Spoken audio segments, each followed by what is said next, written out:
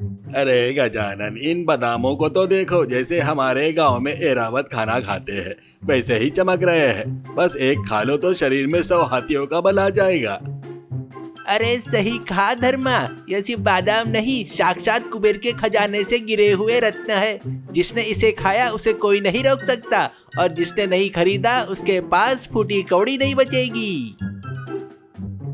वाराणसी की गली के अंत में अपनी रेडी पर रंग बिरंगे ड्राई फ्रूट सजाए बैठा बद्रीनाथ अपने इन 2 चमचों की अतिशयोक्ति सुनकर मन ही मन खुश हो रहा था। असल में वो जो बेच रहा था वो मेवे नहीं थे, बल्कि मैदे को अलग अलग आकार देकर रंग लगाकर सुखाए गए डुप्लीकेट मेवे थे। बद्रीनाथ नाटक करते हुए आग पोंछते हुए, अरे ओ गजानन, इतना जोर से मत चिल्लाओ भाई। मेरी किस्मत तो पहले ही बस स्टैंड जैसी हो गई है। मेवे बेचकर जो 4 पैसे मिलते हैं उसे पिताजी के लकवे की दवा आती है। बेचारी माँ, उसके दिल के ऑपरेशन के लिए डॉक्टर ने जितने पैसे मांगे हैं ना, सुनकर तो मेरा दिल ही बैठ गया। ऊपर से पत्नी को कैंसर है और बच्चे की स्कूल की फीस न भर पाने के कारण घर पर बैठकर रो रहे हैं। मेरे जैसा दुख भगवान दुश्मन को भी ना दे भाई। गजानन, सुना, आप लोगों ने इतनी मुसीबत होने के बाद भी हमारे स्वास्थ्य के लिए बद्रीनाथ शुद्ध ड्राई फ्रूट बेच रहा है। ले लो भाई ले लो, पुण्य भी मिलेगा और स्वास्थ्य भी मिलेगा। लोग उनकी बात को सच मानकर मावे खरीदने के लिए टूट पड़े। तभी उसी इलाके में तबादला होकर आए नए पुलिस इंस्पेक्टर विशाल पांडे अपनी जीप में वहां रुके। उनके साथ चतुर कांस्टेबल चतुर्वेदी भी था। पांडे जी बहुत नेक इंसान थे, इतने नेक कि चोर झूठ बोलकर रो पड़ते हैं तो उल्टा उन्हें दान दे देते हैं।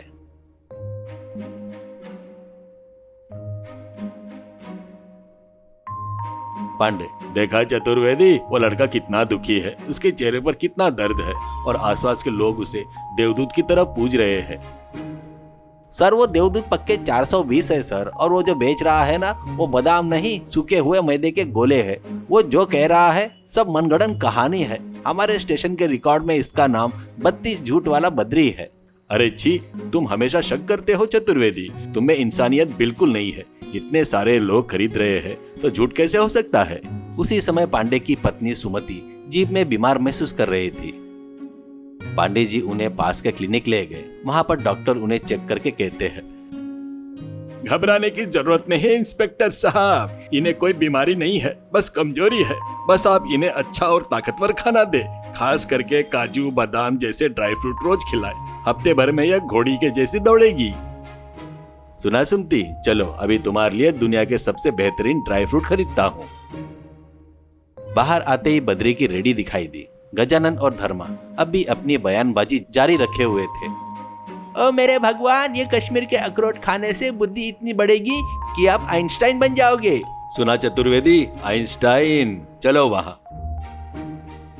ओ बद्री, 2 किलो बादाम और काजू तोल दो। साहब आप तो साक्षात भगवान बनकर आए हो। मेरे घर की हालत, पत्नी का कैंसर बढ़ गया है, पिताजी बिस्तर से उठ नहीं पा रहे हैं। अरे ये अपना पुराण बंद कर। साहब खरीद रहे हैं ना, चुपचाप अच्छे से तोल दे।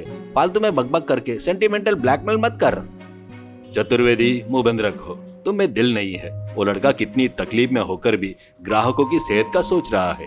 वो झूठ बोलेगा तो उसे ही पाप लगेगा, हम क्यों शक करें। साहब इन्हें खाकर मेम साहब कल सुबह ओलंपिक में दौड़ेगी। बस ये बहुत नाजुक है, थोड़ी देर खुली हवा में रखिए तो स्वाद बहुत आएगा। पांडे जी ने हमदर्दी में 2000 रुपए दे दिए, छुट्टा भी वापस नहीं लिया और मेवे वाले ड्राई फ्रूट घर लेकर आ गए। घर पहुंचते ही सुमति ने पैकेट खोला। जी ये कैसे मेवे हैं? थोड़े नरम हैं और चिपचिपे लग रहे हैं। और ये बादाम इतने सफेद क्यों है और मुड़ क्यों रहे हैं? वो स्पेशल वैरायटी क्या है सुमति? शायद कश्मीर के बर्फीली पहाड़ के है। वो लड़का तकलीफ में था, धोखेबाज नहीं लगता है। थोड़े नरम है तो चारपाई पर धूप में रख दो, सख्त हो जाएंगे। डॉक्टर ने बोला वैसे खाए तो तुम तुरंत ठीक हो जाओगी। सुमति ने मेवे थाली में डाले और बाहर चारपाई पर रख दिए और अंदर चली गई।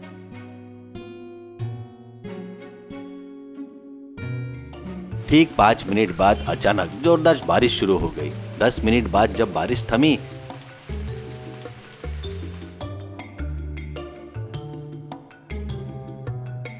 तो पांडे बाहर आए और देखा तो चारपाई पर थाली थी। ये क्या, थाली तो है पर बादाम गायब हो गए। बस सफेद आटे जैसा पानी है और रंगीन पानी बचा है। ये क्या गजब हो गया, बादाम बारिश में गल गए या देवता ने आकर खाकर उड़ा के ले गए। चतुर्वेदी हंसते हुए, अरे सर, देवता ने नहीं खाया, वरुण देव ने धो दिया है। वो असली रंग बाहर आ गया। ये मैदे के बने डुप्लीकेट मेवे थे सर। अब वो वड़े बनाने के काम में भी नहीं आएंगे। अब यकीन हुआ क्या उस बत्ती झूठा बोलने वाला बद्री की चालाकी पर? चलो चतुर्वेदी, उसके झूठ के किले को अभी ढाता हूँ। मेरी शराफत का फायदा उठाकर मेरी पत्नी की सेहत से खिलवाड़ करता है। पांडे जी गुस्से में बद्री के पते पर पहुंचे और वहां देखा, पर वहां पर ताला था। पड़ोसियों से पूछा तो असली बात का पता चला। उन्होंने बताया कि उसकी शादी ही नहीं हुई। माता पिता कई सालों पहले ही मर चुके थे। वो अकेला यहाँ रहते हुए और रोज रात भर मैदे के नकली मेवे बनाता है। ये सुनकर पांडे का दिमाग सटक जाता है और वो उसको ढूंढने के लिए निकलता है। और वो ढूंढते हुए पांडे जी दूसरी गली जाकर पहुंचते हैं, जहाँ बद्री नए लोगों को फिर से वही कहानी सुना रहा था। इस बार पांडे जी बद्री के पीछे खड़े होकर सब सुन रहे थे। अरे गजानन, आज तो लॉटरी लग गई। वो इंस्पेक्टर पांडे तो पक्का लाल घोड़ा निकला। जैसे ही मैंने माँ के ऑपरेशन की बात की, उनकी आंखों में आंसू आ गए। 2000 रुपए में 2 किलो मैदा खरीद कर ले गए। पता नहीं पुलिस कैसे बन गए। जब तक ऐसे बेवकूफ है, हमारा धंधा चमकता रहेगा।